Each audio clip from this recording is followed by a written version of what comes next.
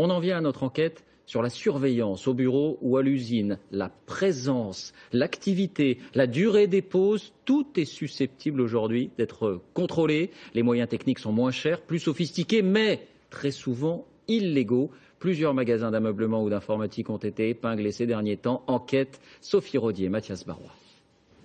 Filmé, écouté, enregistré. Pendant des mois, cette vendeuse se savait surveillée par son employeur. La caméra, en fait, elle était juste là où vous voyez le petit clignotant rouge.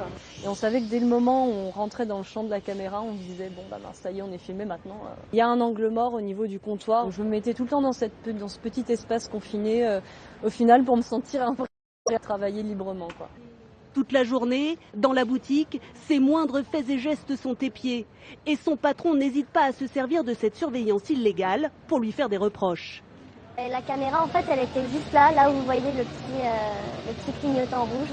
Et on savait que dès le moment où on rentrait dans le champ de la caméra, on se disait bon, bah ça y est, on est filmé maintenant. Il y a un angle mort au niveau du comptoir. Je me mettais tout le temps dans ce petit espace confiné, au final, pour me sentir un peu libre et travailler librement, quoi. Qui vous appelle pour vous dire ah, t'as fait ça, c'est pas bien. On ressent comme une certaine forme de pression. Et ce n'est pas un cas isolé. Ces dernières années, de grands groupes se sont retrouvés accusés d'espionner leurs salariés. Ikea aurait collecté des données personnelles sur ses employés. Et tout récemment, chez Apple, des caméras de surveillance filmées jusque dans les salles de repos.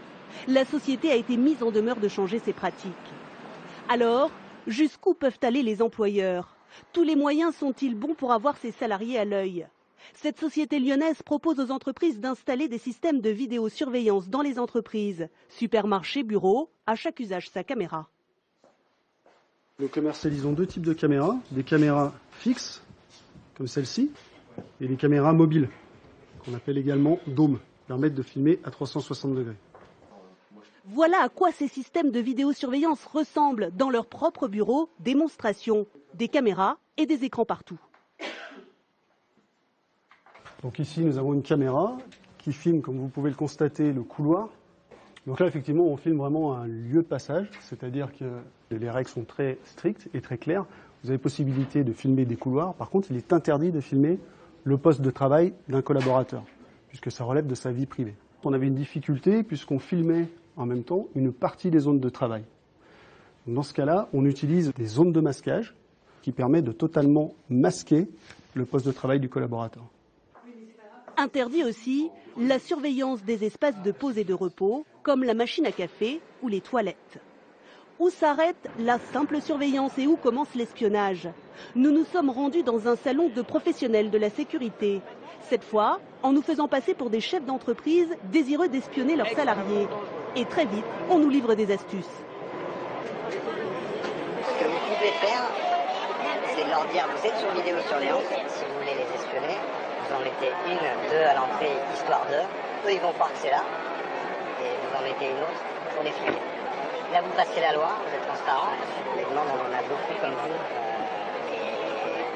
On essaye de vous orienter pour pas que vous fassiez les bêtises. Si je mets une caméra cachée qui filme un poste bien spécifique pour bien voir ce que fait mon employé, c'est pas bien. Dans les faits, il y a des choses qu'on fait, on n'a pas l'autorisation. Je l'ai fait X fois, oui, il se passe des choses graves qu'on a besoin de comprendre, bien évidemment. Et quand ils n'utilisent pas la vidéo, certains employeurs vont jusqu'à embaucher des espions infiltrés dans les entreprises. Castorama. Pendant 4 mois, un détective privé embauché par la direction se serait fait passer pour un employé. C'est ce qu'affirme un syndicat qui est tombé sur un rapport écrit par l'espion. X me paraît être quelqu'un de faux. Je ne l'ai rien vu faire de louche, je vais encore insister.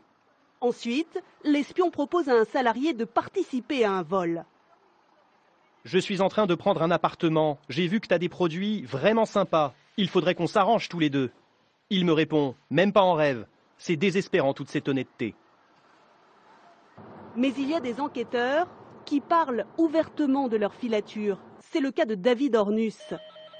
Ses clients, des chefs d'entreprise victimes de vol ou de détournement de fichiers. Lui aussi utilise la vidéo, mais pas question de faire n'importe quoi. Il faut des preuves utilisables en justice.